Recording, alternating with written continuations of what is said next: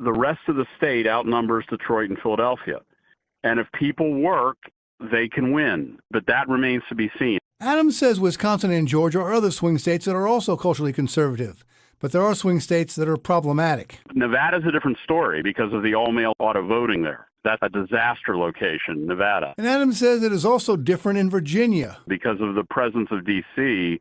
and all the bureaucrats who live in Northern Virginia, they sort of cancel out the cultural conservatism of the rest of the Commonwealth. But I do have a good deal of confidence about Pennsylvania, Michigan, and Wisconsin that tide will lift all ships. I'm Chad Groening. The Christian Post reports the American Civil Liberties Union in Ohio is suing the state over its ban on trans procedures for minors in men and women's sports, alleging the law is unconstitutional and harms so-called trans-identifying children. The ACLU claimed in its lawsuit filed Monday in the Court of Common Pleas for Franklin County that House Bill 68 violates 4 sections of the Ohio Constitution, including the single subject rule, the health care provision, the Equal Protection Clause, and the due course of law provision, according to a statement on its website. A Florida sheriff warns squatters he will be their worst enemy and has a place in jail for them, Fox News reports. Polk County Sheriff Grady Judd spoke with Fox News Digital. But what you're seeing in California, what you're seeing in New York, is the rules, i.e. the laws, are being changed to enable the criminal to be a criminal, to encourage the criminal to be a criminal. And when a criminal can steal and get away with it, when a criminal can steal and not be held accountable or responsible, then not only do they do that, but others watch that and say, me too. If they can steal this and not go to jail, well, I'll steal it and not go to jail. Florida Governor Ron DeSantis signed legislation Wednesday that eliminated squatters' rights and increased penalties for offenders, becoming the first state to tackle the issue head-on, according to his administration. Outlet Border Report says advocates worry others will go after illegal aliens if Texas Senate Bill 4 is upheld. The measure allows for police to arrest illegal aliens. The Frontera Texas Organizing Project announced a day of resistance in Dallas, San Antonio, Houston, and other cities in the state on April 6th to call for a repeal of the bill and end Texas Governor Greg Abbott's border safety initiative, Operation Lone Star. That's all our time for now. You can always find more news online at afn.net. Have a wonderful Easter. For American Family News, I'm Robert Thornton.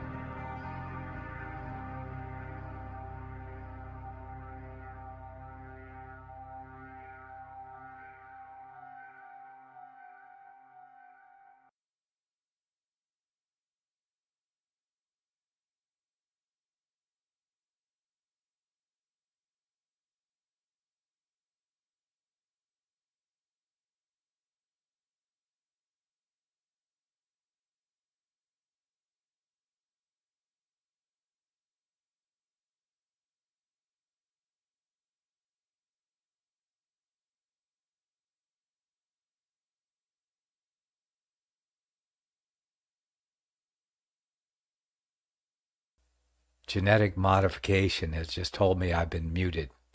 And that's my producer's fault. Bad producer. Yes. If I start beating on myself, I could be a true Jesuit, right? What do they call that when you beat yourself? I forget. been a while since I read up on it. Well, good evening, everyone. Another Saturday night, and here we are. Yes, you can hear me now. And thank you for showing up and notifying me. Flog, that's the word. Or self-flagellation, I think they call it. Something like that. Yes, you've been a bad boy. Shh. Yes, God is very pleased if you flagellate yourself, and perhaps you'll avoid purgatory, or your relatives who survive you can buy your way out of purgatory. How's that? No, of course, we do not believe in that. We are Reformed Protestants. I was born a Catholic, see, but to be a true Christian, you have to be, as Jesus said, you must be born again. So let's try to never forget that. Okay, let's see. Well, I guess we'll jump right into the funny stuff. And nobody sent me any funny stuff here, so we're still stuck with the Babylon Bee, and I have it loaded into my mailbox here, but I haven't looked at it yet, so we can look at it for the first time together. There we go. Let's see. Democrat issue nationwide Fetterman recall. I wonder what he did. We'll find out. At Manhattan fundraiser, the boys reminisce about the good old times, or about all the good times they had together on that other island. What other island? Manhattan is an island. Is that, let's see, Jekyll Island? No, they weren't around then. Or at least they must have been babies then. Let's see, Epstein Island, that must be the one. Yeah, they all flew there, I guess. Probably. But, I mean, with Joe, we don't even need to know that he went to Epstein Island. His own daughter wrote about his shenanigans in her own diary. So, okay, well, that's enough bad news. We talked about them yesterday. This is the the old Biden administration up here. Well, I'm not sure that Clinton is part. Well, I guess he is, probably through his wife. Probably Hillary has more to do with what's going on in the government today than her husband. Maybe more than he ever did. Yes, America has its own Jezebel in high places. Okay. High price fundraiser in Manhattan last night. 3 former presidents got together and reminisced about all the good times they had on that other island. I'll bite. I'll look at the article and see what else it says. Okay, on that other island.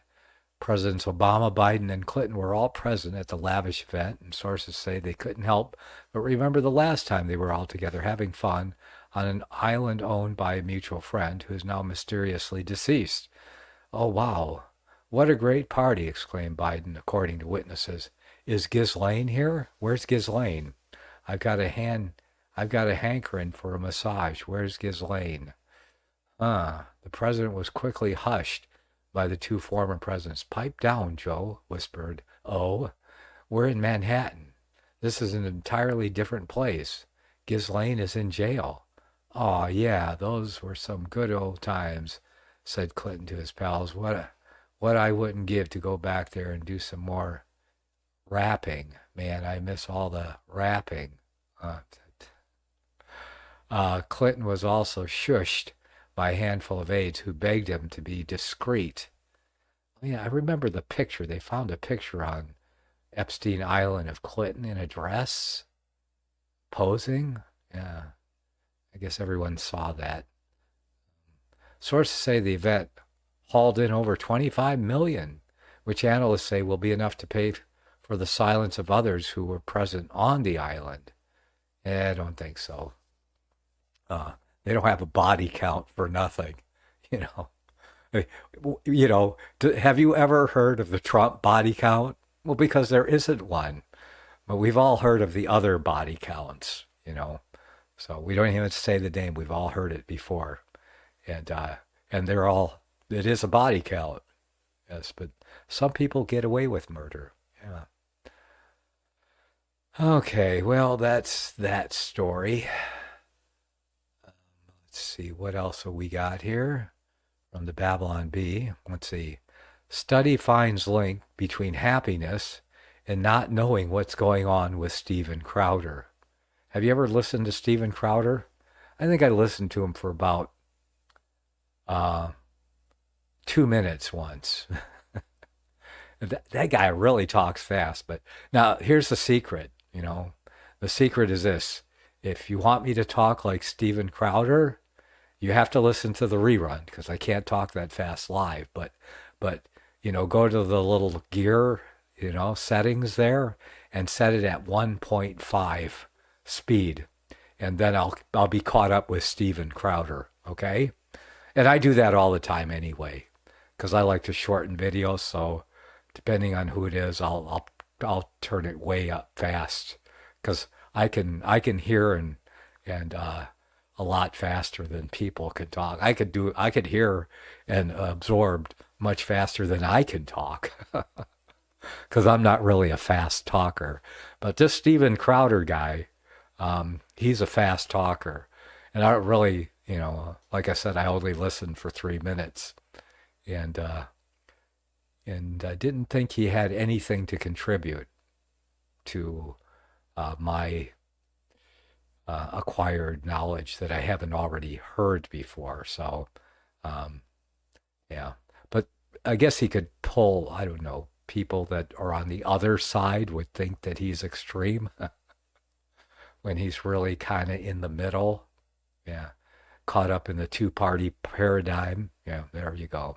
We'll call it that. Caught up in the two-party paradigm. Yes, it's the Republicans, the Democrats. There we go. It's all about them. Moving on. Let's see. Here we go. Democrats issue nationwide Fetterman recall. What? I heard he woke up. Yeah, because I think he took the jab. That's because they all did. Yeah. Especially if they were Democrats. And some Republicans too. So, but anyway, apparently he had a stroke from blood clotting, Fetterman.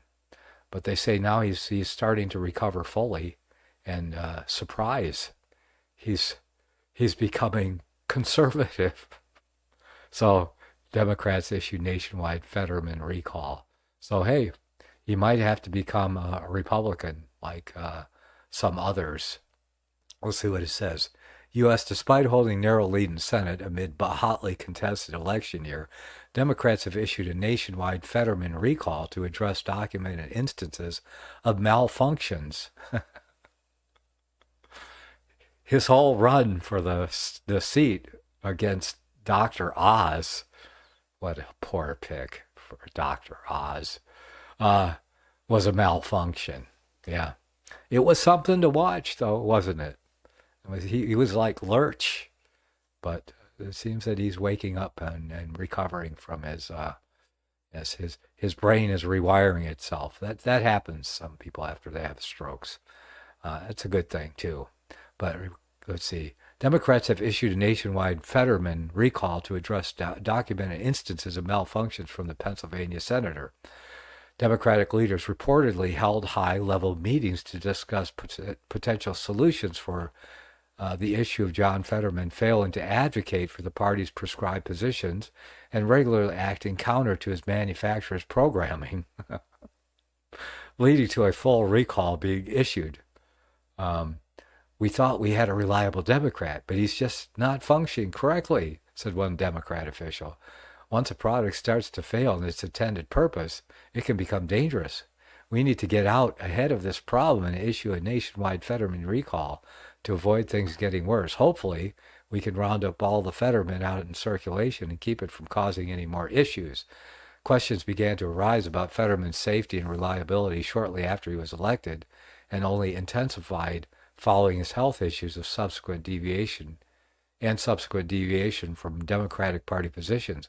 We advise everyone to be aware of the potential danger Fetterman now opposes. We should have just traded. What's the guy, the Republican they just kicked out?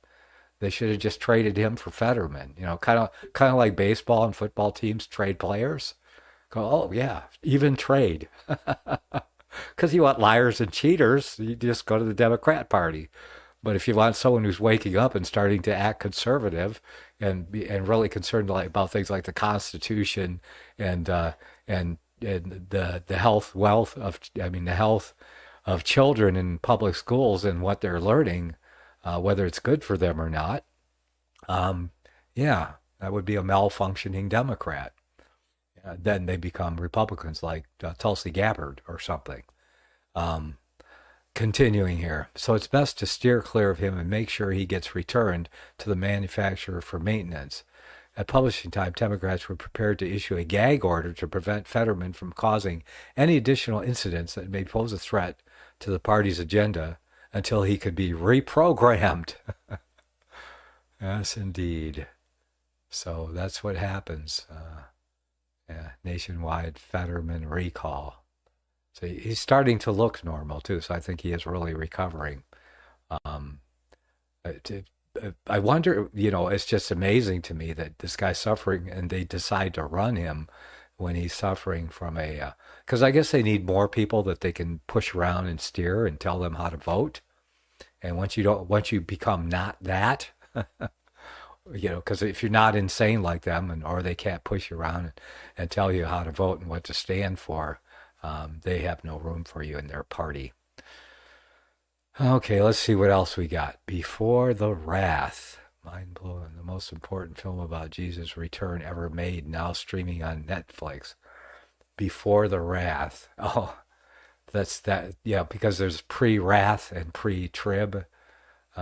So I have no idea, but I'm just guessing here. This is on Exploreflix. Yeah, never heard of that either, but they're advertising it. Yes, mind-blowing, necessary, and urgent. Yeah. So, and they just ran out of stuff. That's it. That's all I got for today is 3 little things. Yeah. Okay. Well, that's all the funny stuff we get. Let's see, Mode 85, good to see you here in the chat room, joining the show. Have I ever watched The Apostle Paul? I'm guessing that's a movie, and I've seen several versions of The Apostle Paul. So the answer would be yes. When I used to watch with my daughter, it was one of her favorite, my youngest daughter. The answer is yes, I guess, but it could have been a different one because there have been several. Yeah, I guess. I'm guessing there's more than one out there, but I have yet to receive really good Christian programming for as far as TV is. Christian TV it seems to always go off the deep end somewhere. If they try to become, it's kind of like what's the other one they call Pureflix? That's the one, and they have a lot of Rapture movies on there and stuff, and then they have a lot of they're more like what was his name, Michael Landon? What was that show? Something about heaven, something. Angel from Heaven or something. Remember that one? Yeah, a lot of their movies and their programs were more like that, along that line. And no, Michael Landon was not even a Christian. Yeah. So, but he, I really enjoyed with my daughter and my grandchildren watching Little House on the Prairie. A lot of fun, good family-oriented entertainment. Yeah, see, Mode 85 says, yes, the latest version from several years ago. Well, if it's only, no, I'm going back 10, 15 years.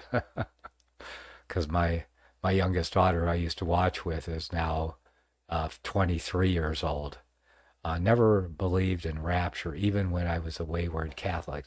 Well, Catholics don't believe in the rapture. It's just the hierarchy of the Catholic Church that made up the rapture as a counter-Reformation, as part of their counter-Reformation war on Protestantism, really. And that's what it was made up for. Yeah. Okay, well, that's all we get from Babylon Bee unless we click on their website and see if they got anything new up there. Oh, yeah, this is this is one. This is new stuff here. So we'll go to their website. They do have a few new things. Biden condemns Jesus for rising again on Trans Day of Visibility. That's right. And I was going to mention that. As a matter of fact, I had it over here on, it's trending on X too. But Joe Biden declared tomorrow, or was it today? Well, today or tomorrow, one or the other. I seem to get the idea that it was tomorrow. Let me see, it should be here at the top somewhere. Let me find that. Oh, let me just go up there all the way to the top. What's trending? Oh, there it is. Yeah, from the Gateway Pundit. This once again shows how little respect President Biden and his administration have for God. Christian leader Franklin Graham unloads on John Biden following desecration of Easter Sunday with Trans Rights Day. So he's declared tomorrow, Easter Sunday, Trans Rights Day. Yeah. Okay, for all of you Democrats out there that are still sane, okay, what do you think? And you're all going to church tomorrow, all you Catholics out there, all you old-time Democrats that have been voting for straight Democrat, it's time to stop that. Because it's not only is this guy ruining our country, but he thinks Trans Rights Day trumps your Resurrection Sunday celebration. Yeah. And now we're all sitting down at dinner having, whatever you have on Easter dinner with your family around you to celebrate Trans Rights Day. I don't think so. Yeah. Not at all. And there were a few other things. Oh, yes, there was something else here.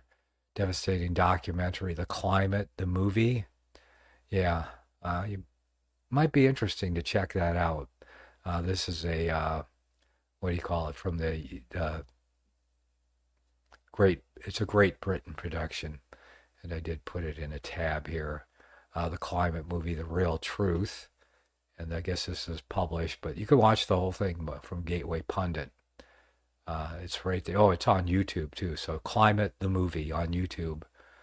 Get it before YouTube takes it down, because I'm sure there's something in there they can find wrong with it. Let me see. Well, let me bring it up on YouTube. Of course, I have to have a commercial on YouTube. Let's see. They give you their context. Isn't that wonderful? Just to make sure that you're not, that you keep you in line. They want to give you context to everything they have an opinion about. Yes, we're going to give you a little free speech, and we're going to put context for the listener, for the people on YouTube who watch things that we don't agree with. That is, if we don't take it down and give you a strike altogether. So, but anyway, there it is, The Real Truth, and I'm going to watch this later on when I need a break. All right, let's go back to Babylon Bee, see what else they have. Biden grants day of visibility to segment of population with most visibility in all of human history. So, yeah, and they're most visible because they're like the rainbow, and they have absconded with it. And God confirms people who attend church 2 days per year can go to heaven for 2 days per year. That's Babylon Bee for you. Funny, huh? Yes, Pontius Pilate. Sure glad that whole Jesus, he's washing his hands there. He says, sure glad that whole Jesus ordeal is done with. And of course, that's where we left off with Fetterman. All right. I never believed in the rapture. Okay, yeah. Right. Let's see what else. We got Epicus over here. Can it hear it? My sound is great and everything. All equal today. Let's see. Tough movie. John was not the beloved of the Lord. He was simply reflecting on the amazing fact that he was loved by the Lord. They all were. Matthew, don't call him that, but simply marveling that he is loved. Yeah. Sure. I can go for that. Or not. It doesn't matter to me. What matters is he loves me. And he loves you too. Yeah. Indeed. Okay. Well, okay, so we'll close that one here, and we'll see what else we have here from Not the Bee. Oh my. One of these conjoined twins got married to her dream man, and it has the internet talking. Abby and Brittany Hensel are conjoined twins, and you might have seen them on their TLC reality show, Abby and Brittany, back in 2012. Now, I missed the whole thing. Never heard of them before. So one of them got married. Lucky guy. 2 for the price of 1. I don't know what else to say. I'm speechless. I just don't know what to say. Moving on here. Oh, time's up. I need a break right about now.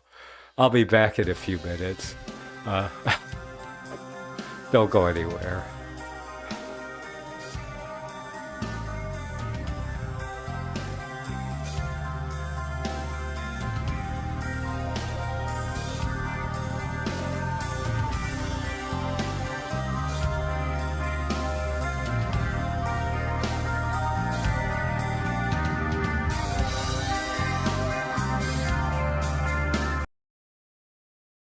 Secrets of the Rapture.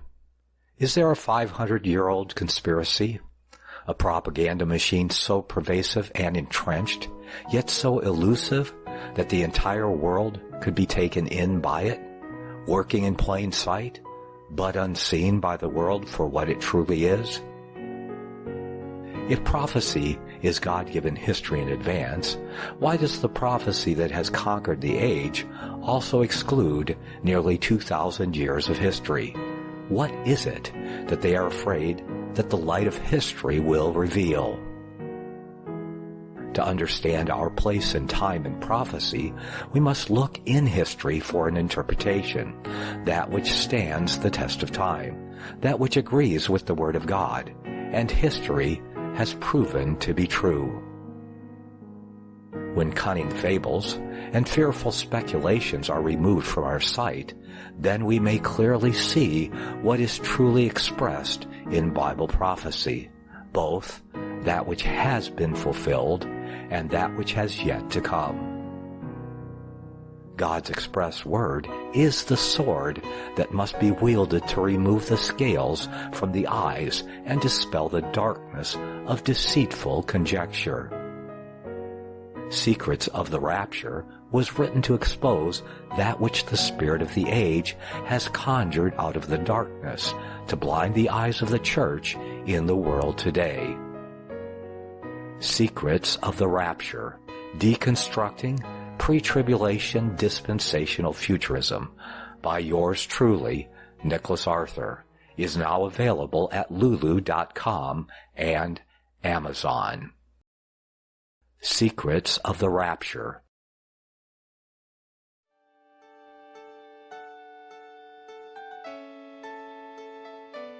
The program you are listening to is 100% sponsored by you, the listener, on this First Amendment Rights Media channel.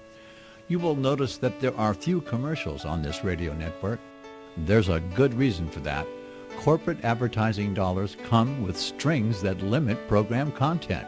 So without your help, these programs cannot continue on internet or our several affiliates. If you benefit by the educational law programs, we ask you to give. If you are admonished or nurtured by the Bible and ministry programs, we ask you to give. If some voice a cause that you are passionate about, we ask you to give. If you believe in any of these, we ask you to support them as you would a missionary on a continual basis, as if giving a tithe for missionary radio. These programs are not commercially viable and must be supported by those faithful to the cause of truth. Look for the button to sponsor your favorite programs at our listen and schedule pages on the internet. We're asking you to give much less than a tithe so that you may also send support directly to a particular program host, cause, and anywhere else the Spirit may lead you. Do all to the glory of our God and Creator, for His holy nation, the only kingdom that will last forever. Thank you for listening.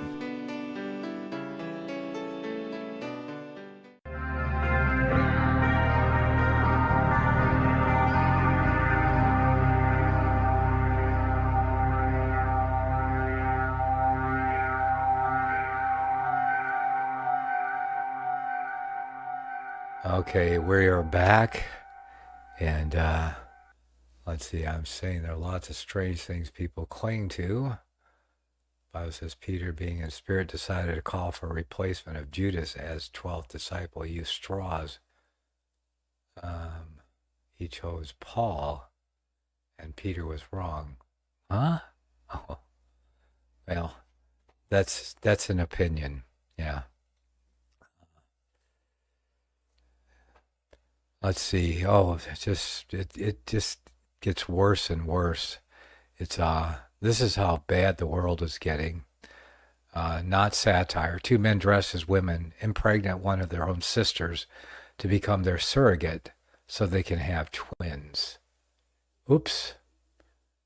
Yeah. So sorry, I'm speaking and I forgot to come back from the break. Yes. You shall flog me as well.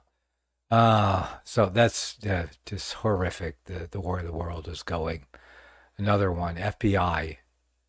Gay Chicago veterinarian planned to rape the baby he and his husband got from a surrogate.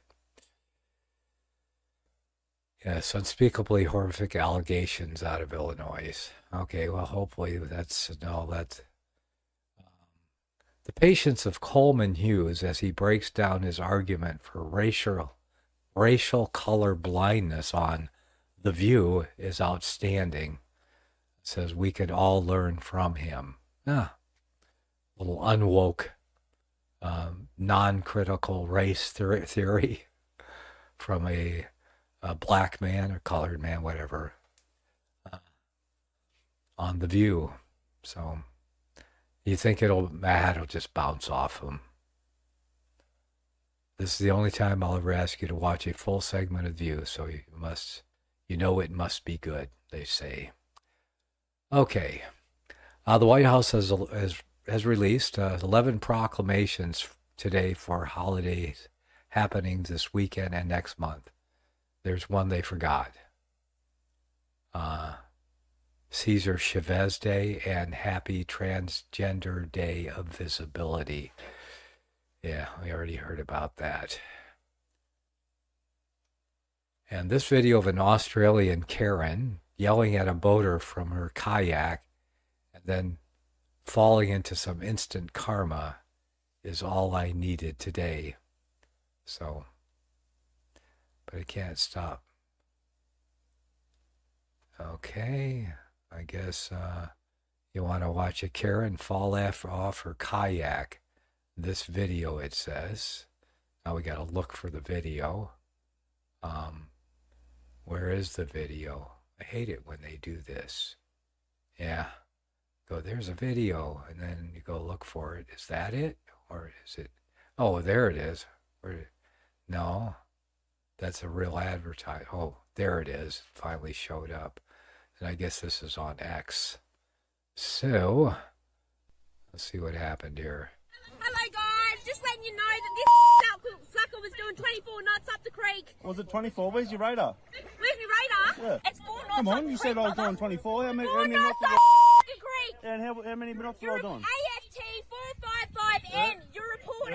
Okay. Happy New Year. Yeah. I hope your daughter's got a license too, because she's on record. Probably. Oh, I have You no a problem, idea. mate. It's a little too British for me. Anyway, we got a caller here. Let me accept this call. Okay, your name and where are you calling from? Is this, oh, this is the number that called me. This is the call number that already has 2 strikes. So this one, yeah, 325-864. Yeah, that's 3 strikes. Okay, well, end call. We're going to skip that, and then we're going to go up here and go block number, block. Okay, well, that's 3 times from that number, and now it's blocked. If I did that accidentally, you can, well, you can't text me now because I blocked you. Yeah, you can appeal. We'll let you appeal my decision. That's right. I don't know how you're going to appeal. I guess you could email me and appeal. Make sure you include your phone number. 325 is Texas, huh? Yeah. Well, whoever it is, they called 3 times, and that's their 3rd strike. So hopefully that was Guy Fawkes, and he'll never call back again. We'll see. We'll find out. I think that's the 4th number I blocked since I got this new phone up here working. So I always thought it was the same person, but maybe it's a whole group of people. Maybe it's a whole group of people. Well, I didn't get this British thing at all. I couldn't understand what they were saying, so not funny. Yeah. Okay. Lizzo says she's quitting the music industry. Who will play Madison's crystal flute now? Yeah, Lizzo was a performing arts person of extra large size or something that performed for the 3 presidents yesterday on Manhattan Island. So anyway, I guess she's only doing private shows now if presidents show up. Whoever Lizzo is, I don't really know.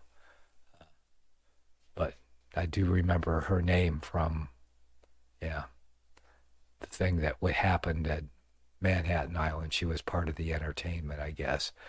Okay, leftists blame libs of TikTok for death of an Oklahoma teen, but the truth behind the story shows how sick their narrative was. Man, whenever I think I've explained just how much you should hate journalists, new info comes out that just makes you need to hate them more. So, yeah, it's too bad that, libs of TikTok, the death of a teen. Yeah, nobody likes dying in your teenage years. That's got to be sad any time. Okay, here's a baby race that took place between innings at a minor league game. You're welcome. Yeah. All right, guys, I love you. So when I see something as fun and funny as this, I've got to share it. Okay, baby race. A human baby race. That's even better than leapfrog. Moving on. Oakland officials level fines at 102-year-old man in wheelchair who can't clean graffiti off of his house. So there's the old guy in his wheelchair, 102 years old. Yeah, we talked about this last night, but here the story shows up again with a picture. Yesterday, I rewatched The Hitchhiker's Guide to the Galaxy for the first time in a long time, and I realized again just how awful bureaucrats are.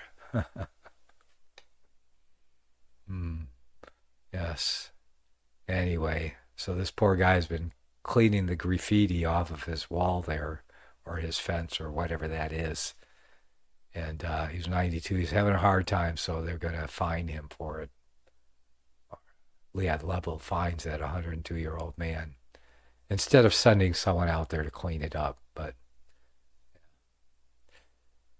so when I'm 102, will you come and clean the graffiti off of my wall?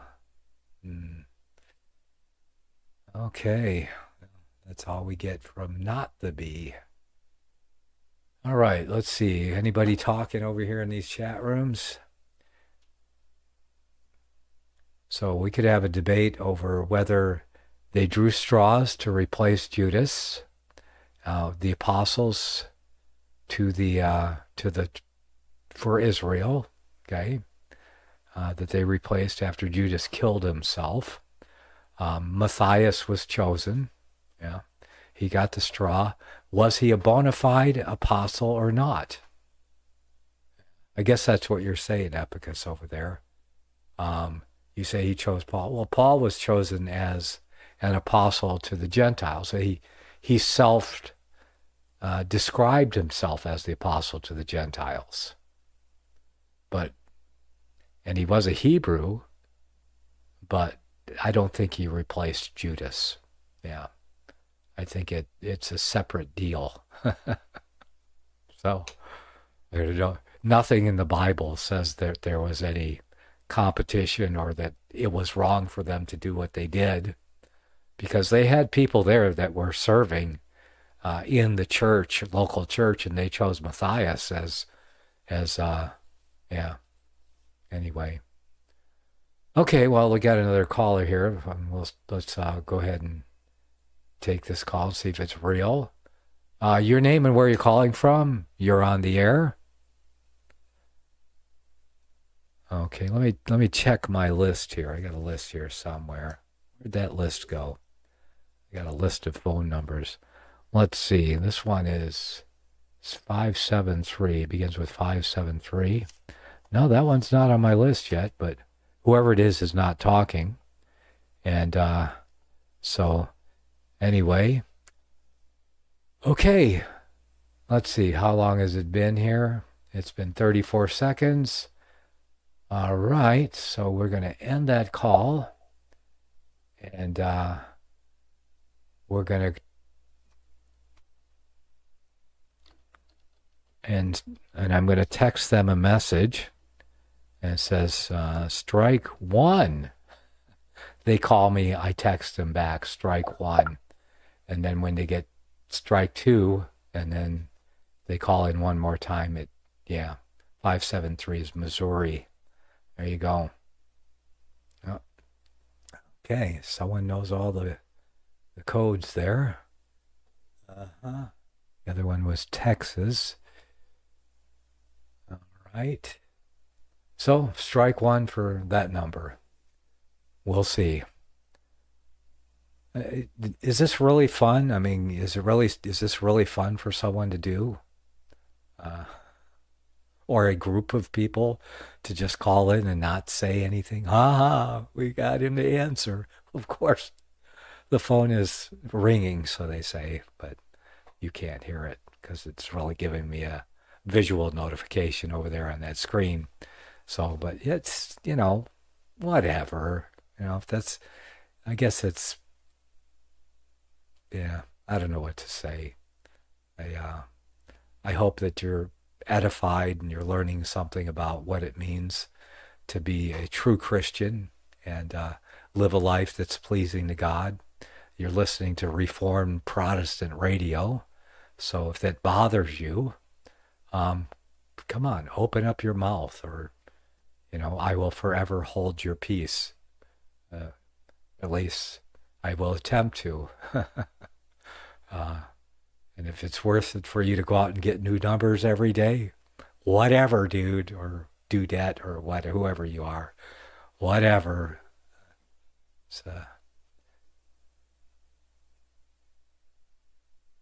Okay, let's see, what else? I notice you don't actually read too well, Nick. Oh, thanks for that. I do not read too well. Yeah. Hey, it's the end of the day. I've been working all day, most days. I did spend a lot of time in relaxing today and taking it easy, I have to admit.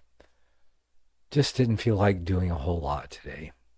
Did some research and some reading and took a nap. Yeah, very uneventful day. Okay, speaking of reading, You mean I don't do public reading very well? Is that what you're saying? Well, I do reading very well, actually, because I do Audible, and all of my Audibles they're worked on. They take editing. Well, sometimes they take editing. If I really set my mind to it, I can do a lot of Audible recording without doing a lot of editing. Once you get used to it and you get in the groove, so to speak. So I can. But this is nighttime and I'm reading things that I'm not familiar with, so yeah. But thanks for the compliment anyway. Okay, anybody else want to join this chat room here? Or you can call or text me if you want my immediate attention, because my object is to get the chat room, so many people in the chat room, I can't keep up with it at all. Because I noticed that on some other chat rooms, I'm going, these people can't even keep up. I mean, I can't keep up with their chat room, and not even the talk show host. Certainly they can't. So, because after a while, you get too many chatters, and it's just a rolling screen of a blur. So, but when it's slow and there's few people, then it's a little easier to keep up with. Yeah. Chuck Baldwin has another good blog entry this week. You still aren't publicly accessible on Skype. Oh, I'm not? Is this Darkeja in the chat, is mode 85 Darkeja in the YouTube chat room? Yeah, well, as far as I know I am, I can go and find myself on Skype, because I have First Amendment Radio, or FAR, F-A-R. It's FAR Live on Skype for First Amendment Radio programs. But for my own program, it's just Nicholas Arthur, just like it's spelled on the screen there in the lower left-hand corner where my name is. Should be able to find me on Skype there. Yeah, but you don't need to. You can call me on that number on the screen right there. It's all working great. So, but Chuck Baldwin had a blog entry, this week. I don't remember getting anything from him this week because I'm on his list. Let's see. I'll send me a link. Put it in the chat room there, or text it to me. Whatever's easier for you. Because I'm always interested, but I don't know, he's become a one-track mind person. It's, about the Jews or amillennials. No, not amillennials. He's not an amillennialist. He's he's a preterist now. That's right. Preterism is his thing. Instead of the entire chapters 6 through 19 of the Revelation being about the last week, 7 years before Christ returns, it's about 70 AD. Seriously. So it's kind of the same thing, but the other extreme. And that's where he's gone with it. But it's the same problem. It all has to be conjectured. There's nothing explicitly saying. Plus that, the Revelation wasn't written until after 70 AD. There's absolutely no empirical evidence that says it was written before. And you'll notice that the 7 churches in Asia Minor that the Revelation was written to does not have among them. I mean, if the Revelation was about the destruction of Jerusalem, as he says, then why wasn't it written to the church at Jerusalem? You'd think they would be most concerned about that. Yeah. So, yeah. Yeah, link to it, please. Why do your messages keep disappearing? That's a little message retracted. Okay. But yeah, no need to get me on Skype. I'd like to save Skype for guests. So if you want to be a guest, get with me and you can co-host with me for a half hour or 20 minutes or something for a section. It'd be open to anybody. because this is supposed to be kind of a hangout, and not just me, but you too. So if anyone wants to hang out, they want to just get with me and go get you on Skype, and you can sit up here on the screen next to me. Say, like I can open up this window. Oops, where did it go? Oh, no, it's this one here. That's right. And put you where it says guest name. Yeah. So, see, I'm all set. But there's that break. I think. There's that break. Oh, wait a minute. That wasn't supposed to happen. I don't know where I'm at now. I think it started all over. Let me see if it did or not. See? Yes, indeed. Yeah, this is the end of the first hour, so I think I'm supposed to be about here somewhere. Oops. Yes, indeed. Oh, it started all over. Okay, I just messed up my automation thing. So let me stop it. I'll just have to run it manually here. Okay, yes, I pressed the wrong button. All right, well, let's see what else we got.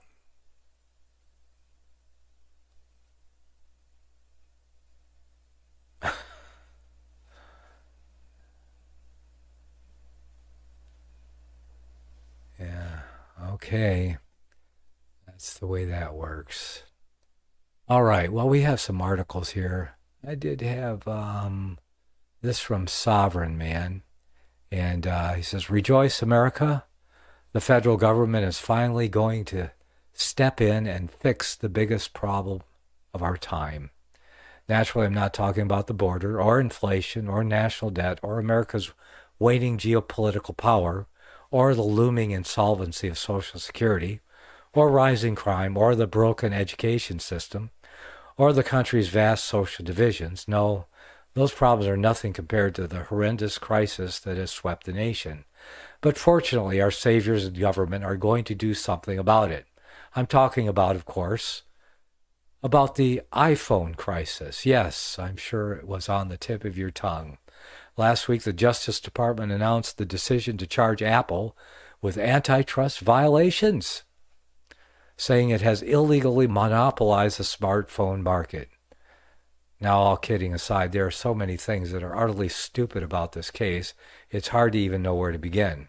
First, should this really be the priority for the Justice Department right now? There's so much brazen lawlessness in the country, beginning with the Justice Department itself, of course, being committed by, actual criminals and people in government. But apparently the Justice Department thinks Apple's success is the biggest problem of all. I suppose we shouldn't be surprised, given that this is the same department that started investigating angry parents at school board meetings.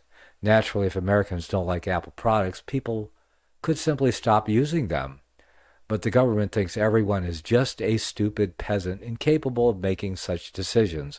So the Justice Department will decide for us. Hallelujah. This leads me to the second point. How is it that Apple has a monopoly?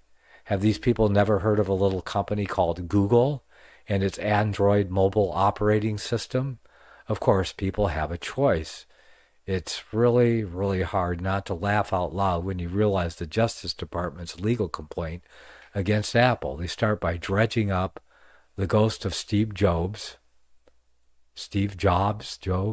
whatever, a guy who's been dead for more than 12 years, and accusing him of trying to force developers and users to use their products. Apparently, Steve Jobs was holding a gun to your head while he was dying of cancer. They go on to claim that Apple unfairly created proverbial walled garden, i.e., a closed-off iOS ecosystem where they famously control the end-to-end experience for its users.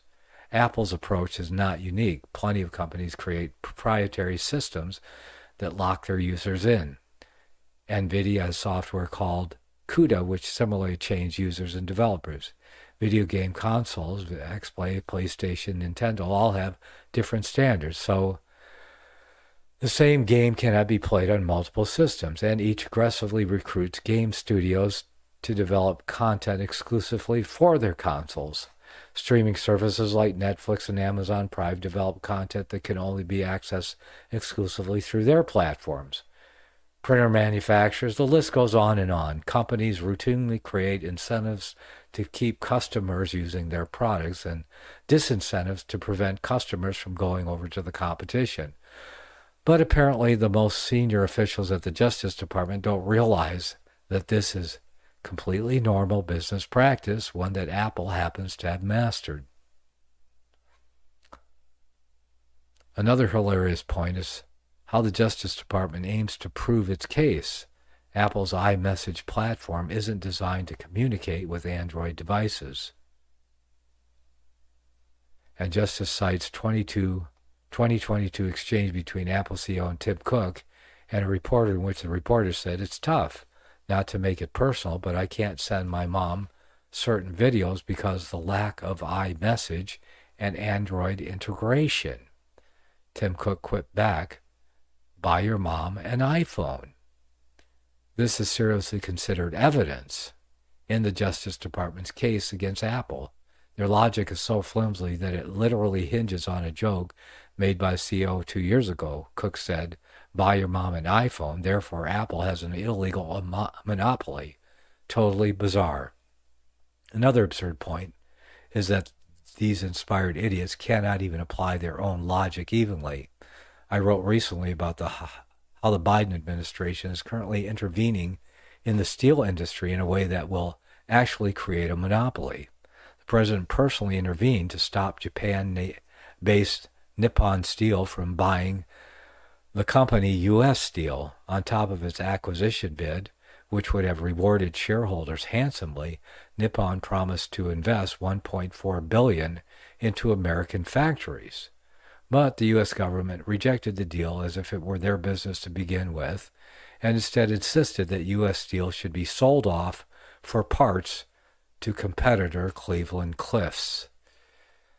It's obviously pathetic that the government is forcing U.S. Steel shareholders to take an inferior bid, but even more, by forcing the sale to Cleveland-Cliffs, the government is essentially creating a monopoly for that company, which will produce up to 90% of American steel used in vehicles. But according to the government, Cleveland-Cliffs' new monopoly will be good because the union bosses are in favor of it. Yet 2 weeks earlier, the government opposed a merger between grocery store chains Kroger and Albertsons because they said it would create an unfair monopoly that the unions opposed.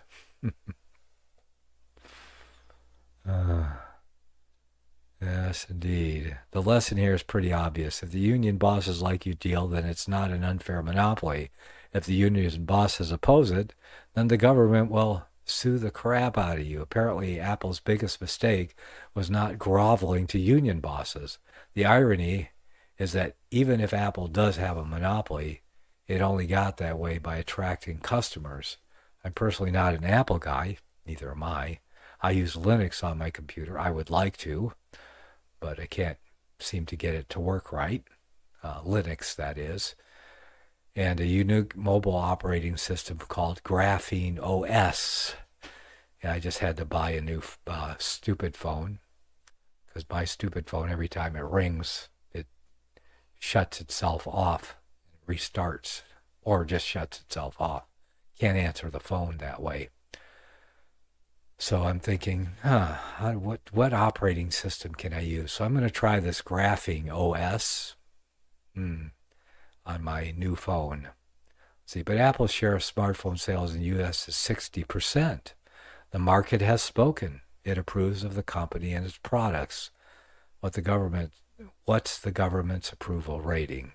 Congress is like at 12%. Maybe they're just jealous, right? The government sucks so much at just about everything that it does that it often seems they are actively trying to destroy America. That's true.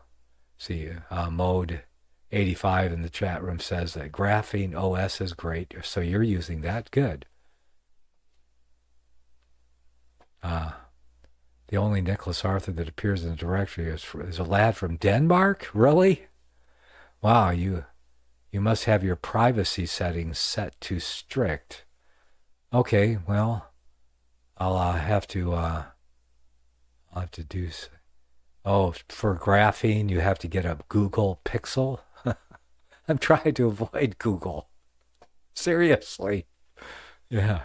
Google and Apple. So you have to have a Google Pixel. I know John Arthur, who on the same topic, he has a Google something laptop, and it expired.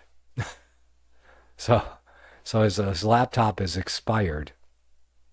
And he wasn't done using it yet, but he could probably put what you call it on it. Maybe, I don't know. Well, can't you run? You can't. I guess he can't run Windows programs on it or something, because he was trying. He bought a camera for it because the camera expired on his, and then it wouldn't work on his Google laptop. Going, why do you have a Google laptop, John? Because all you complain about is how they're spying on you, and you buy a laptop would spy on you. Crazy. Okay, so now I bought a Samsung phone, so I'll have to find a different operating system that I could put on a Samsung phone. I don't know if there's some out there, but I'm researching into it. All your Google apps. I don't know, what apps do I have anyway? I have a alarm clock app. I'm sure that I can get one for whatever other thing I'm using, and I don't have any other apps really. See, let me look at my stupid phone. There's no apps I use on it. I only text and talk to people on the thing, and I use it. Oh, I use my First Amendment Radio. Well, no, I can use my Mobi page because I can monitor First Amendment Radio or listen to it when I'm out working on the ranch or something, which I do, or when I'm riding my bike. But I can do that on a Mobi page because I don't need an app for that. And we don't need apps anyway. All these places could make their own mobile page for their mobile products. Now you have to, that's why I quit with Apple, because I'm only doing the Google app now for First Amendment Radio, Prophecy Reality News app, because I was doing it on Apple, but then they wanted $100 a year from me to have my app on their phone. I said, that's extortion. You know, Google charges a one-time $20 fee to become a provider or app, what do you call it, producer or whatever it is. Let's see. Okay, let's see. Yeah, it's hard for me. That type is so small over there, Epicus. When I heard you read my comments aloud, miss key words. Yeah, it's because it's out of my view range. I have too much on my on my screens, man. Yeah, that's why. If you have something important and you want to say it to me, text it to me. That's that. And if you want my attention, otherwise, yeah, it's hard for me to keep up, especially if you have a lot to say. Mode says he's deleting his messages so he'll know what's pertinent. So I'll know what's pertinent. Yeah.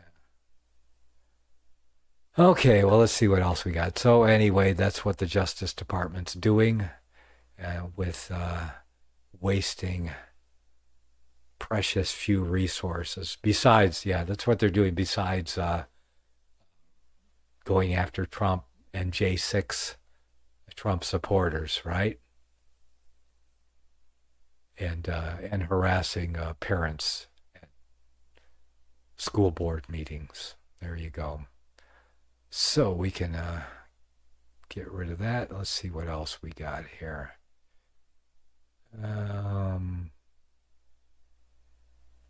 Let's see, I had something. This video, we already looked at that. Thought I had some stuff loaded up here, but I don't.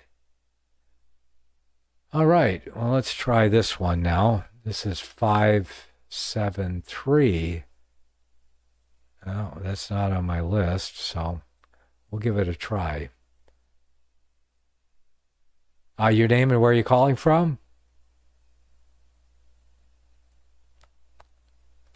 Unlimited talk time, it says, whoever this is. And they're not saying anything. Oh, that's the one I just struck, isn't it? So now I type a message to this person and call. 30 seconds. I'll wait 30 seconds. I don't hear anything. Yeah. So this is the second time. So I type strike two.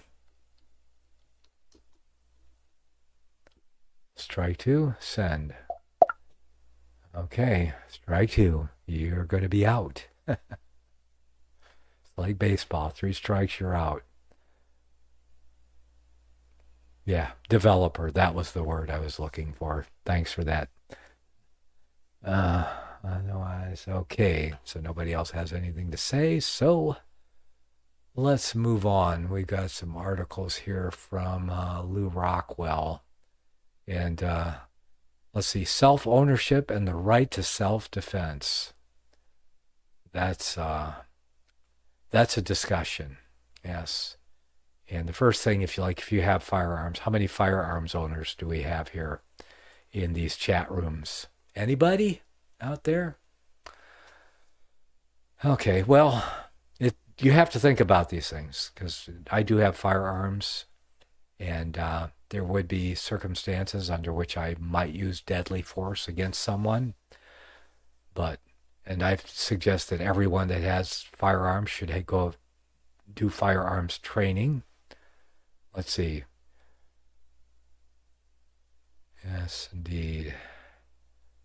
Well, let's check it out, just for fun. Self-defense is an ancient common law right under which necessary and reasonable force may be used to defend one's person or property.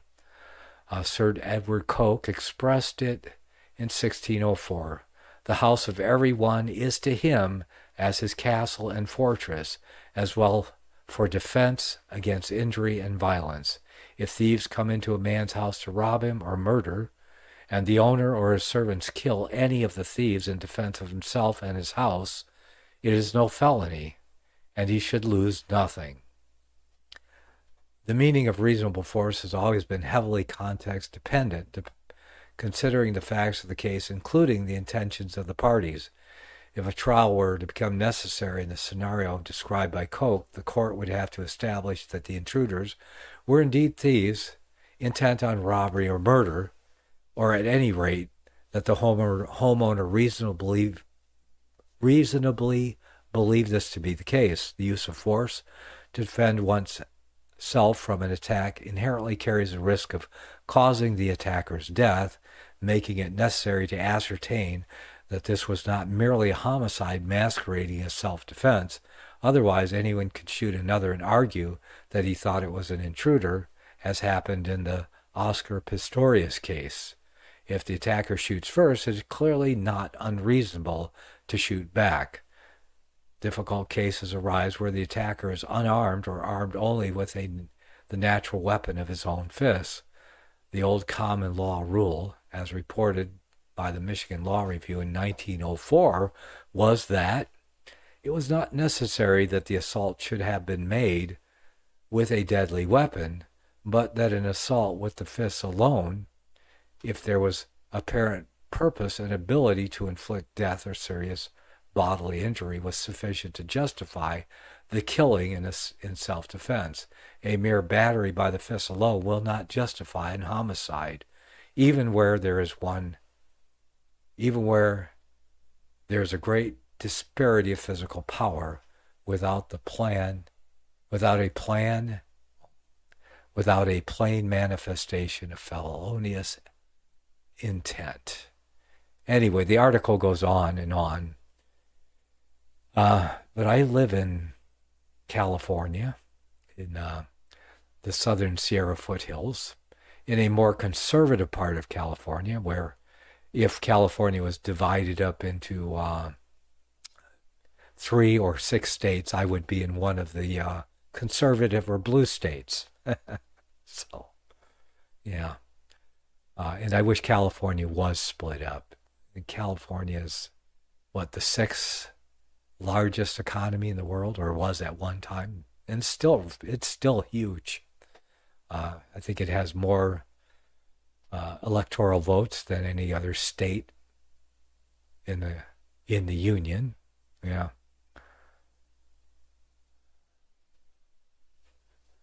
So the rules, what was thought in 1904, and can all go out the window with these new prosecutors. So you have to be very, very careful to use only use deadly force if there's a reasonable assumption that your life may, or the life of someone you love may be in danger, because you may go to prison for it. Yeah.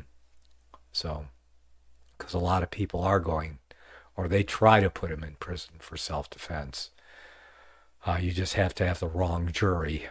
But in Kyle Rittenhouse's case, well, it was obvious from all the video that he should have been, acquitted, and he was. Praise God for that. Yes. So, the felonious intent of the attacker, intentions to inflict death, has been long treated as key to justify killing the attacker, and such intention can only be judged in all the circumstances of the case. Mere words would not suffice, as one might shout, "I'll kill you," with neither felonious intent nor ability, and conversely, an intention or ability to kill may be exhibited clearly without any words being uttered. Yes, it's stupid to use a phrase like, "I'll kill you," to say things stupid in anger is to not be able to exercise self-control.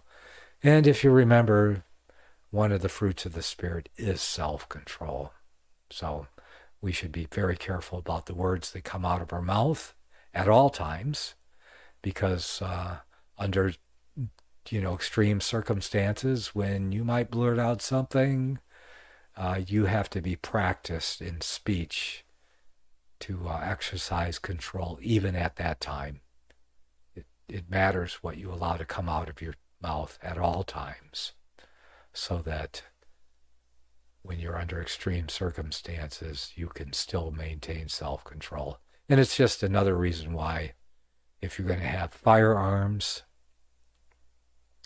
that you have firearms training, because when the situation is extreme, adrenaline is high, and the heart is pumping, you need to fall back on your training, because that's what will kick in despite everything else. So you have to have good training, and it has to be practice training. And I have some training myself, and I think I have enough training and enough self-control that I'm not going to shoot someone unless it's absolutely necessary. Good to see you, Mick, in the chat room. These days, with lawlessness at an all-time high, it's difficult to blame anyone from defending themselves. I struggle with this, but decided for a non-lethal BIMA gun defense. I'm not sure I know what a non-lethal BIMA gun defense is. I don't know what that means. Do I have to Google that to find out what it is?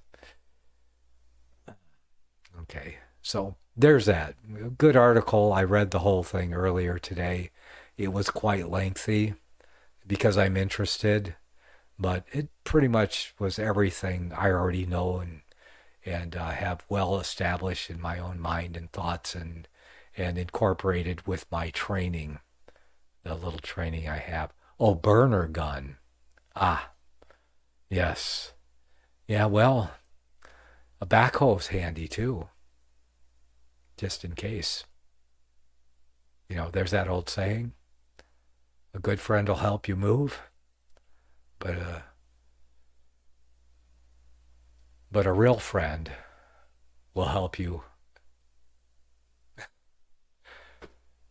bury a body. That's the old saying.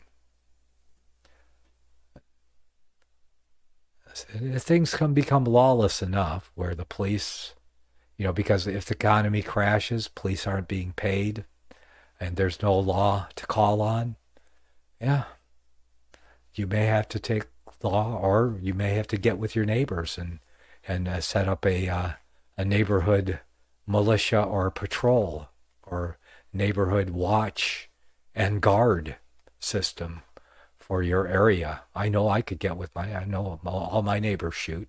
I'm out in the country here. And, we go over here in the hills and practice. Yeah. Shooting. I used to do it here, but then I had a neighbor that didn't like me, so they would always call the police anytime we shot. So I don't shoot here on my property anymore. So, well, I've shot a few rattlesnakes, I have to admit, with my .22 rifle, because they're in a bush or something, and I can't get a shovel to them. It's easier to kill them with a shovel if you can walk up to them. So I've killed more I've probably killed just as many rattlesnakes with a shovel as I have with my .22 rifle. Yes.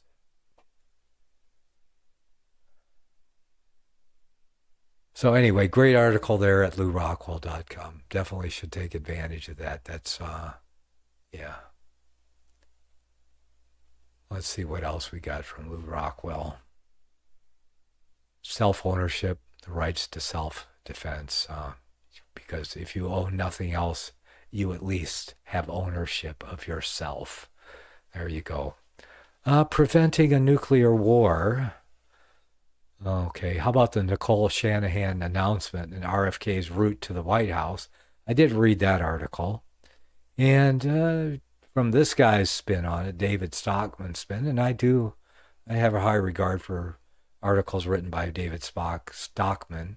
I have a little different view on the whole thing, although I still don't like her as a pick, and that would keep me from voting for her, but maybe for RFK, it was a wise decision if he's thinking that, well, if you read the article for yourself, I'm not going to read it. It's quite lengthy, but it's another look at the Nicole Shanahan announcement as our RFK's pick for the White House. So gives you another perspective on it. So maybe, it was the right choice for him, and it may get him into the White House. I don't know. There's a good possibility there.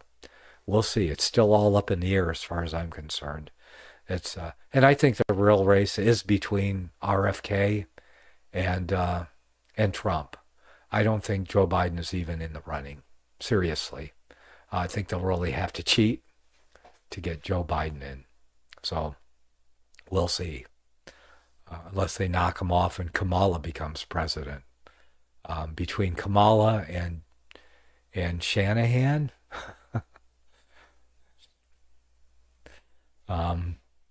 yes.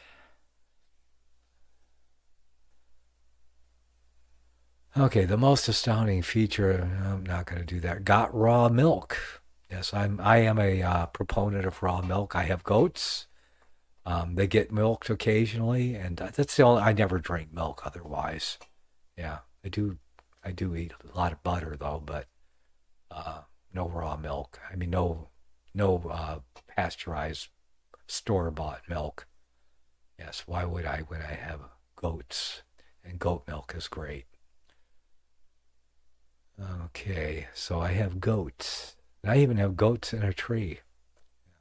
I have my own goat tree out there in the goat yard.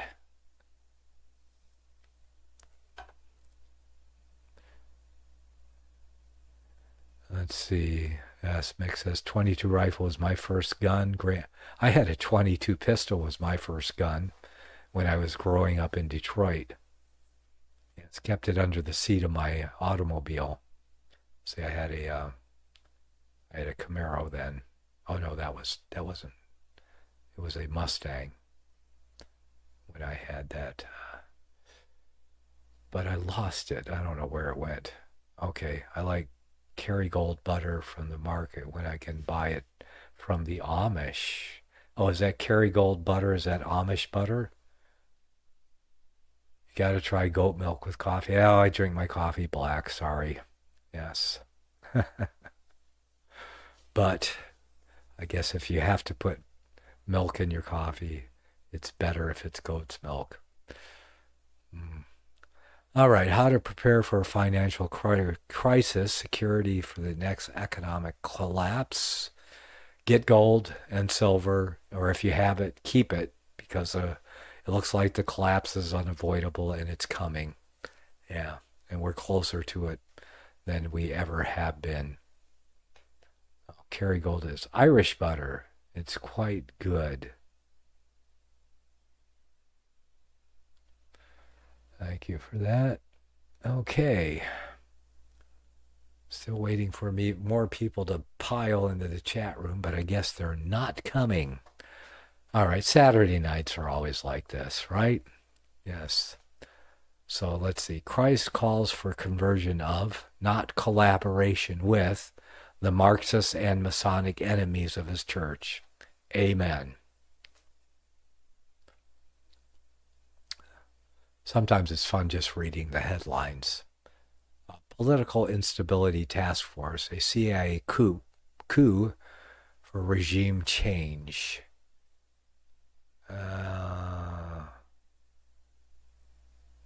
Okay, well, I'm not going to read that one either.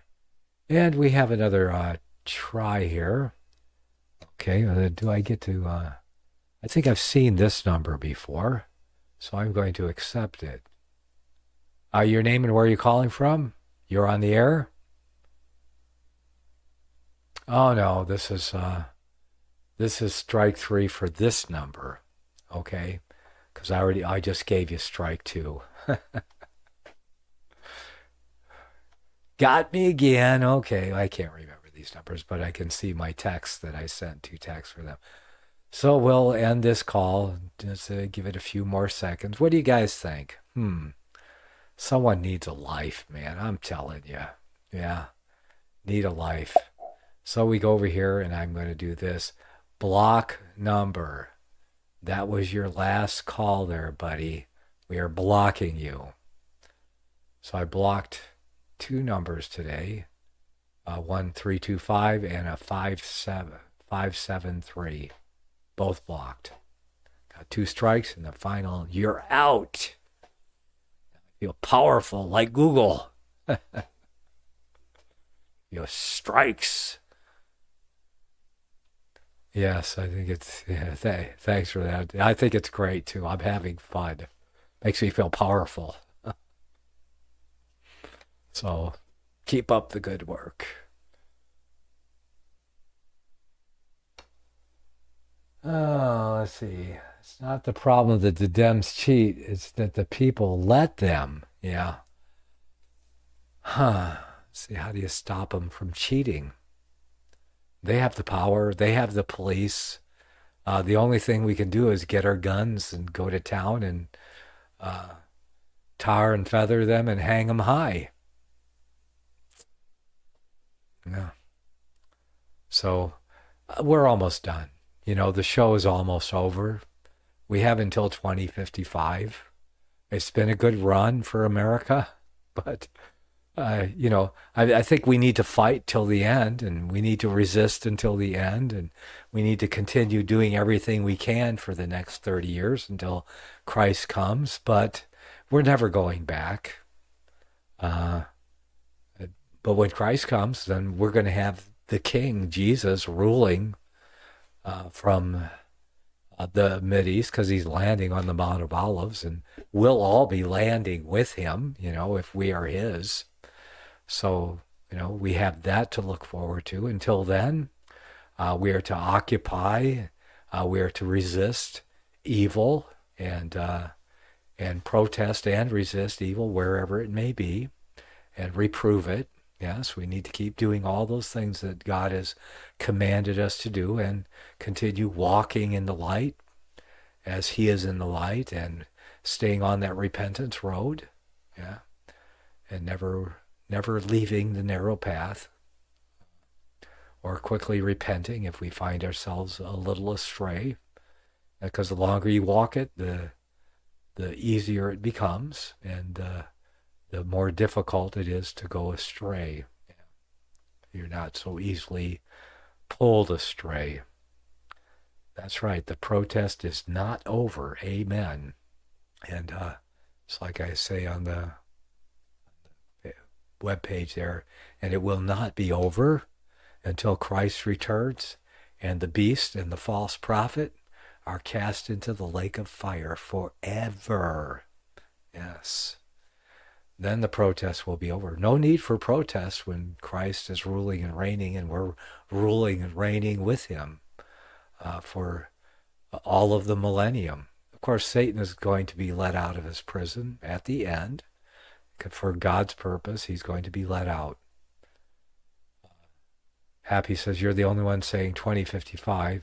Even other non-rapture believers are, say, 2033 at the latest. Well, I did find out, and I'm still stoked about this, that what was it? Okay, forgot. The Geneva Bible, the guys who wrote the Geneva Bible notes, they agree with me because they put in there the date of the Jesus appeared, okay, at the baptism there, at his baptism, as the beginning of the 70th week. Right? And that's what my whole timeline is hinged on, is that the 70th week was at the Jordan River baptism, because we have a timeline from creation to the 70th week in the Bible. They saw the same timeline I did to the same year that I did.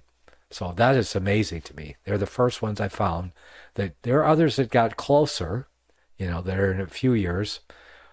And they also have a timeline at the end, but it's wrong. It doesn't agree with the notes in the Daniel 70 weeks prophecy. So I'm going to go with the one they got right instead of the one at the end. Because the difference was that the timeline in the end of the Geneva Bible notes says that the 70 weeks ended at his birth, but which is an obvious error, an obvious mistake. I think someone else was,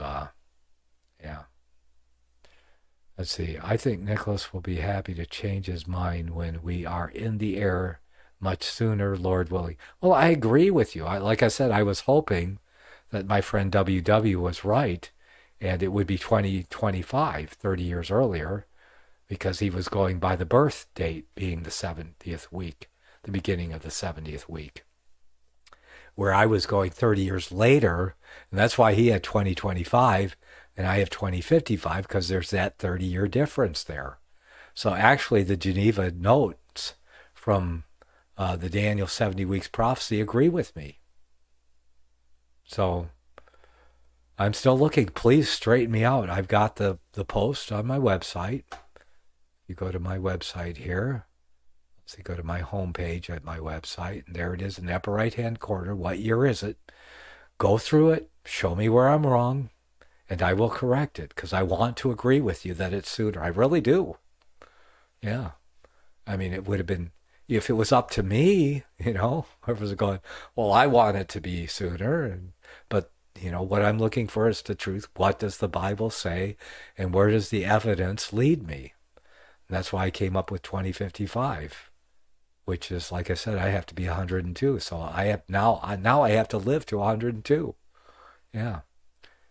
And so 102 years old, that is, at 2055. That's what it'll be. So yes, I would be happy to change my mind while we're in the air. I don't have to change my mind. I'll go, oh yeah, yay, I was wrong. Really, seriously. But I know there's no rapture that happens 7 years before Jesus returns. That's not in the Bible. that my mind will never be changed about that, because it's a fantasy that's not going to come true. It's a speculation that has no foundation in Scripture. Yeah.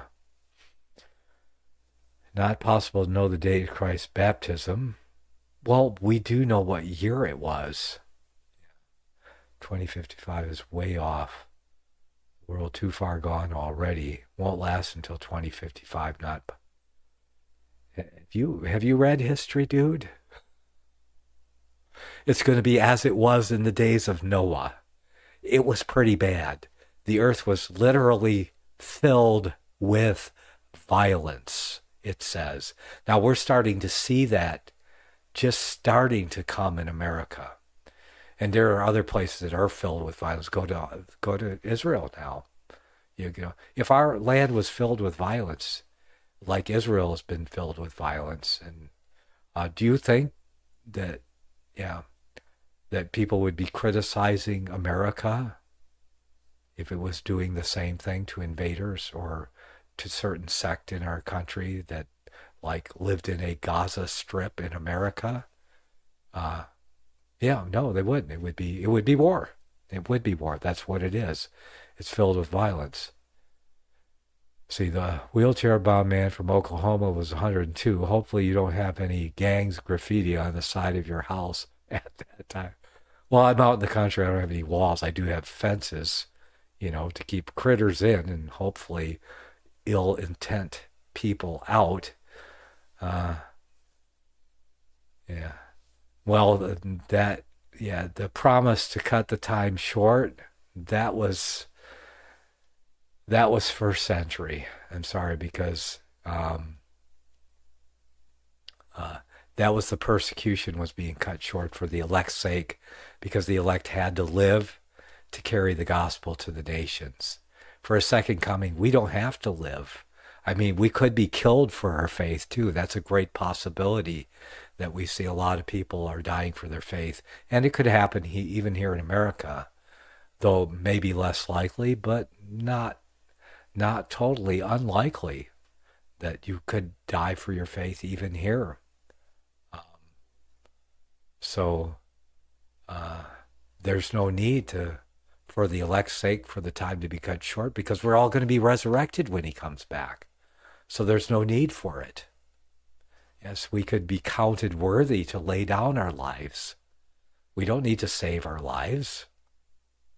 Seriously. Think about it. Think about all that have laid down their lives in the past. There was no necessity to save them, except for the gospel was just starting out in the first century. So those, the time of that persecution had to be cut short, and it was. There was a time, about the time that the Revelation was written, the second century was one of those eras of relative peace where the gospel spread, greatly. But then persecutions followed and picked up later on, so that there were eras within, before the Roman Empire was divided into 10 kingdoms. There were many great persecutions that were going on then. But for the elect's sake, for the sake of the gospel going to the nations, that time was cut short, and that applied to the first century. That's where it fits in the prophecy. I think it's a very strong possibility persecution is on the horizon. Whatever will be, yeah. Because I figure I don't want to die an old man, I either want to live till Christ comes, or,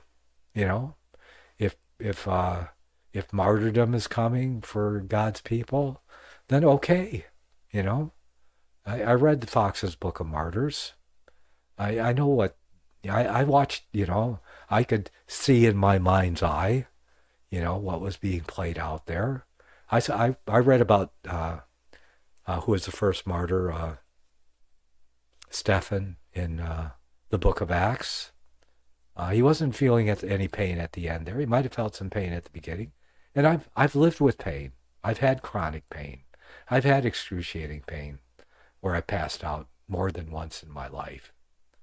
So it doesn't just go on and on. It's it's over quickly. If you're going to die, you're going to die. You just have to give it to the Lord. And you'll be in his hand. So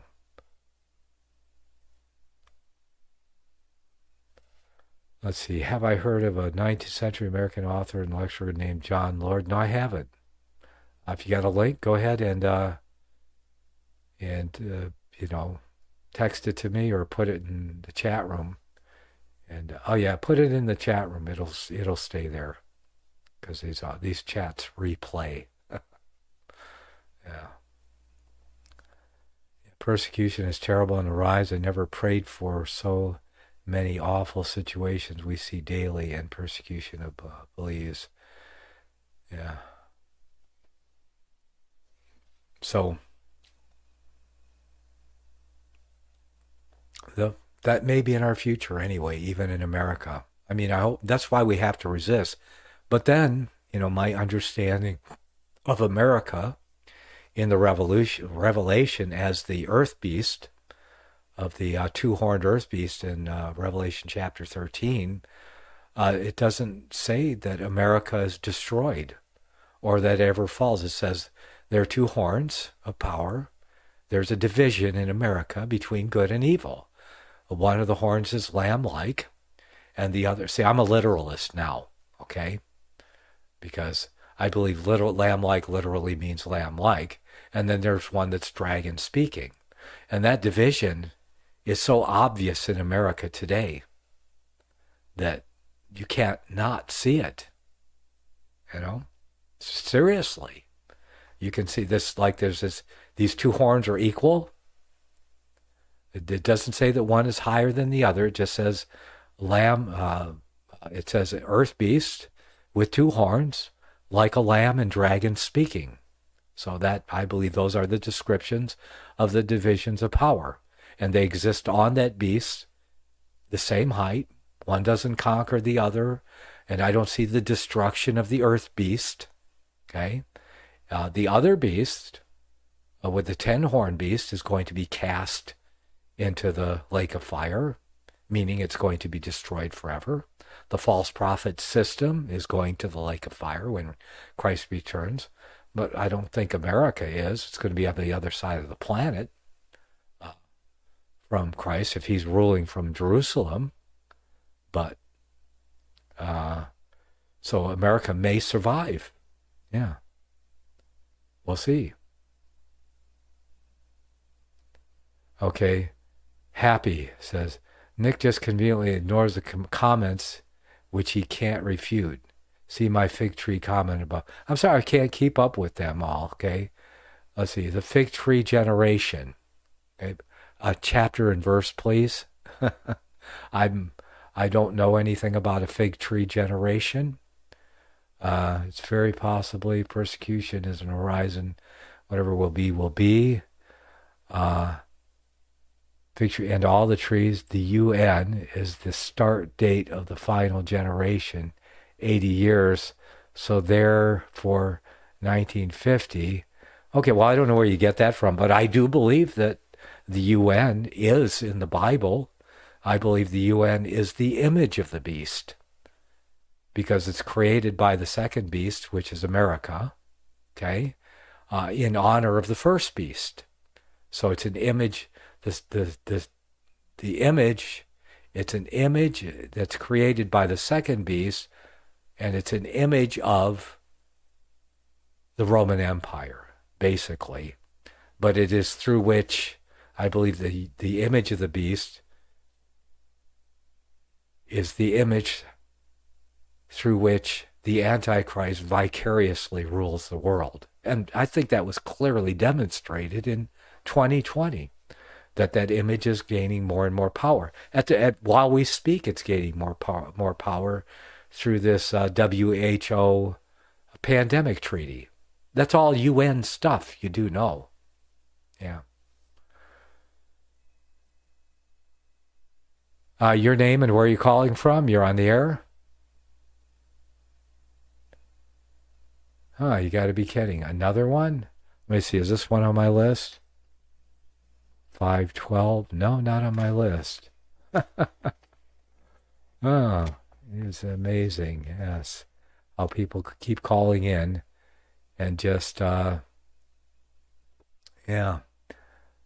Okay, well, your 30 seconds is up. We're going to end the call, and we're going to type our message. S1, strike one. Okay, got to keep our count there. Okay, so Luke 21:29. All right, we'll look it up. I don't want to conveniently overlook anything. 21:29. Okay. And I'm in Matthew. Sorry. I would rather have Matthew, because if you have a Matthew reference, because Luke was not an eyewitness, but his is a hearsay account. Matthew 20, what was it again? 21:29. So I'd rather go with an eyewitness account if possible. But anyway, I'm looking at Matthew here. And he spake to them, behold the parable of the fig tree and all the trees. Okay, so that's the fig tree generation. Well, I don't say anything about a generation. When they things begin to pass, look up and lift up your heads, for your redemption draweth nigh. Okay, well, see, this is, well, this is the Olivet Discourse. And that's why we use Matthew 24 for the Olivet Discourse, because Luke, like the investigative reporter that he was, because that's what he says at the beginning of his accounts, that I went to search out, and he interviewed everyone he could, he learned everything he could from everyone he could, and he wrote down his account. Of course, Matthew was first-hand account. He was an eyewitness account, and that's why we use the Matthew 24 for the Olivet Discourse prophecy. Luke 21, maybe a deeper study. Well, I think the reason that this dispensationalist like Luke's account is because it wasn't an eyewitness account, and it is easier to manipulate. Yeah, if you're trying to manipulate, but you can't make any mistakes with it. But I don't see anything about, okay, the fig tree generation. That's what you're talking about? Okay, there is a generation being spoken of here, because he says that when you see these things, okay, speaking of the abomination that maketh desolate, he's speaking to his disciples there. And the Olivet Discourse is a private conference. It's not a public conference. So he's only speaking to his disciples. And he says, let them which be in Judea. So he's expanding the reach of what he's saying to those that are in Judea. So the generation, if you're going to have a fig tree generation, then that would be the generation right there. The generation that would see the things that he was talking about in the context of the abomination to make it desolate, up through the desolation of the city, the temple, and the nation that was to come, that they would see, and things that they would see in that generation. If you're going to call that a fig tree generation, I agree with you. Okay. So what is it that,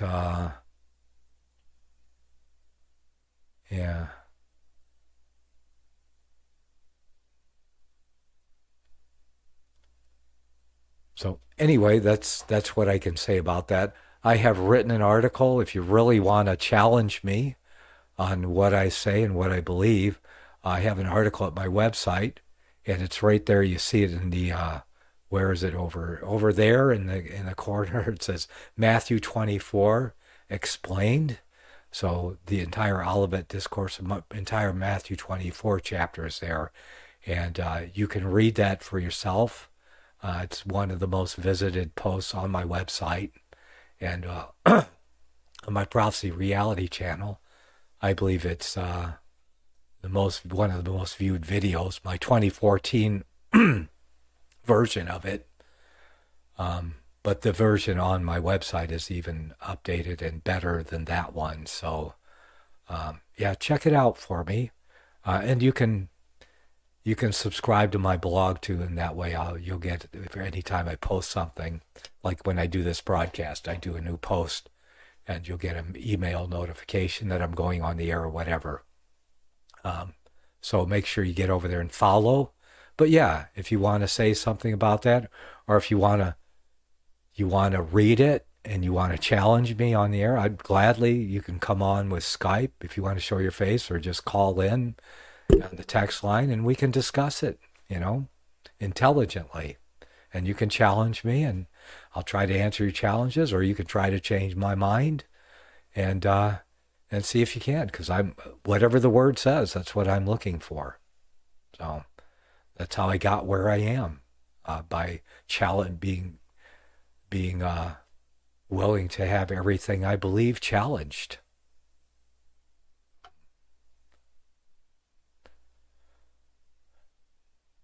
So anyway, so I agree. If you're gonna label something the fig tree generation, that would be it, because I do agree that if the fig tree applies to anything, it would be national Israel, because national Israel, the true church of all time, is the olive tree symbol, and that is expressed in the Revelation, and from Paul himself, who talked about the olive tree and the branches being plucked off that weren't true, and those of the Gentiles being grafted in.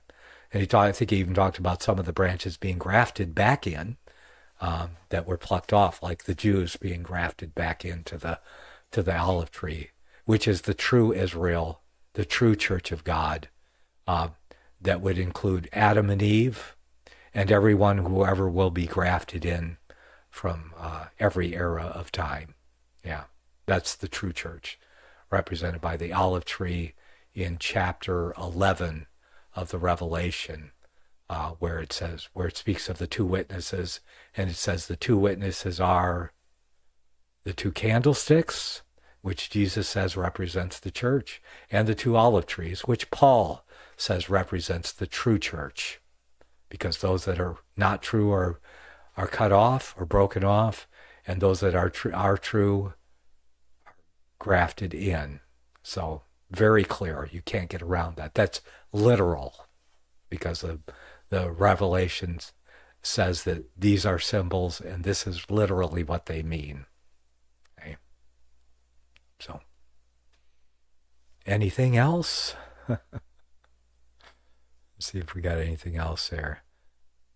Okay, well, that's that. But anyway, please, yeah, and there's plenty of comments if you go to that web page there, Matthew 24 Explained. Let me see how many comments are on here. Oh, only 14 comments, because there's really not a lot to argue with there. Okay. Let me check this number. Okay. All right, we got a new number here. Your name and where you're calling from? Seriously, folks. Oh, this one I already gave one strike to. Okay, well, so, yes. That's right.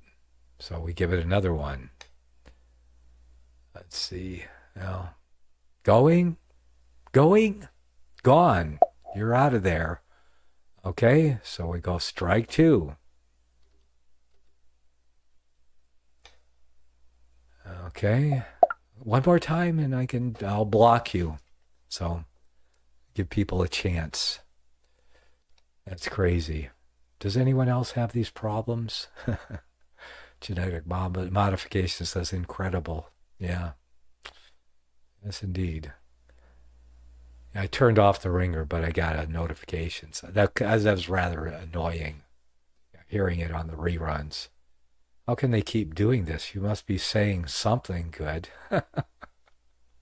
Well, I'm only telling the truth. I mean, like I said to our friend Happy in the chat room, please read my article there in Matthew chapter 24 and tell me what you think. It's, yeah. There were 2 questions asked. This is the Olivet Discourse. That's why I go with the Matthew, because he was an eyewitness. He was there. Luke, what does Luke say in the beginning of his gospel? It's very telling, and it's part of the record. It's part of the gospel record.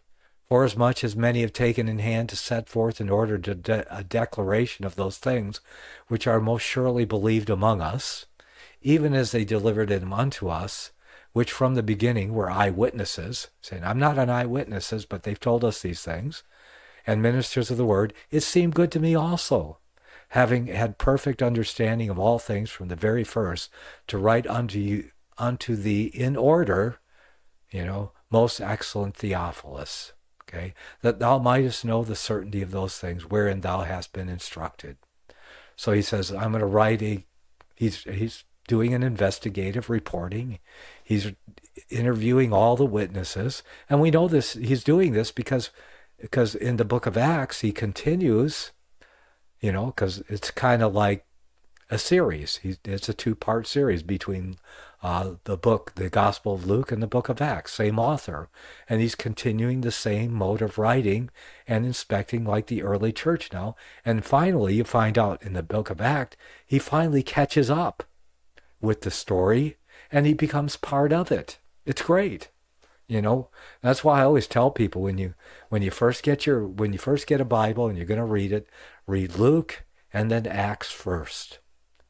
Because Luke is, takes you all the way through, and it's just so exhilarating when he finally catches up with Paul, and he becomes part of he goes from they and them and he said, he goes to we and us, and I, okay, right there, and you go, oh wow, look, he finally caught up with the story, and now he's a part of it. Great, huh? Never thought of it that way, right? So Luke has a great place. I'm not putting down Luke when I say he was in this instance, in the gospel instance, his account is a hearsay account.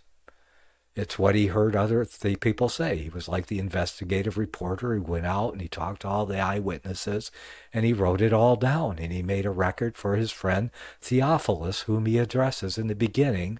And he says, I want to write it down in order as it happened, O most excellent Theophilus, right? That you might know the certainty of those things.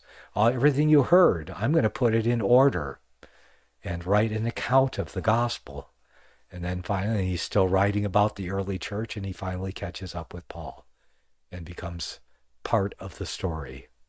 There you go.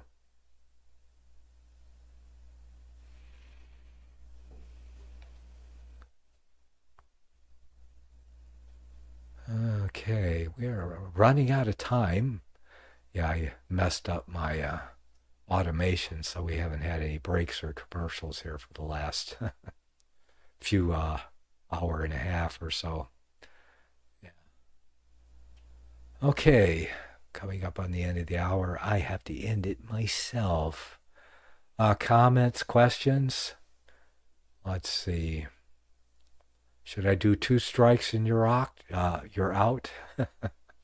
It's funny, I get to block several people a day. That's just bizarre to me. All these years, this person's been calling me, and I thought it was one number. So maybe they have a tag team going on. It's a conspiracy. I'm a conspiracy believer. I believe in conspiracy. Yeah. Someone doesn't like me. They think I'm worth interrupting continually. Okay. Well, I want to thank you all for showing up today. Happy, please read my article over there and see what you think. Yeah. See what you think. And leave some comments there and we can discuss it. It says, all faith is hearsay, you bozo. Now I'm a bozo. Okay, man. All faith is hearsay. Okay. I'm talking about evidence, evidentiary rules of evidence. There's hearsay and there's eyewitness. Yeah. So I'm sorry if you don't get it, but that doesn't make me a bozo.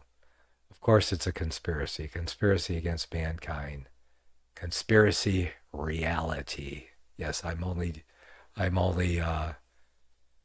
saying it tongue in cheek. There must be a conspiracy, must be.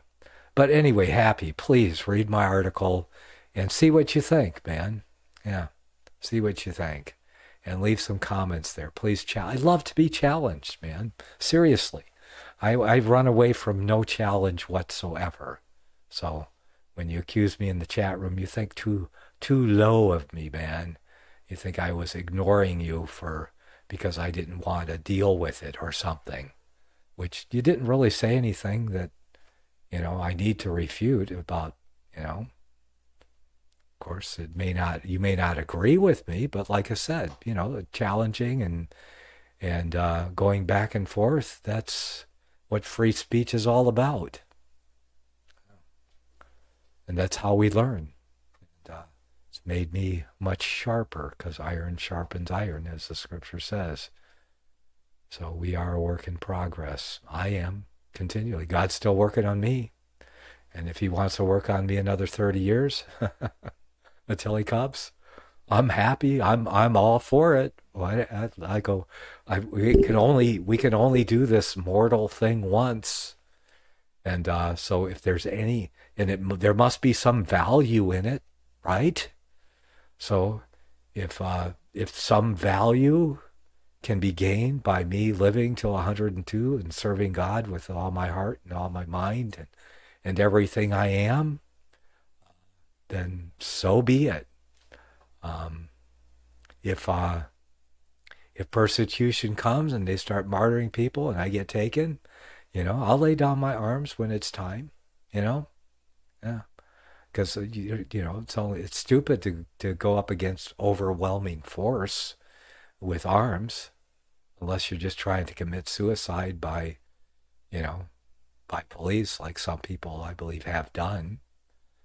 Please kill me. No, I'm not going to do that.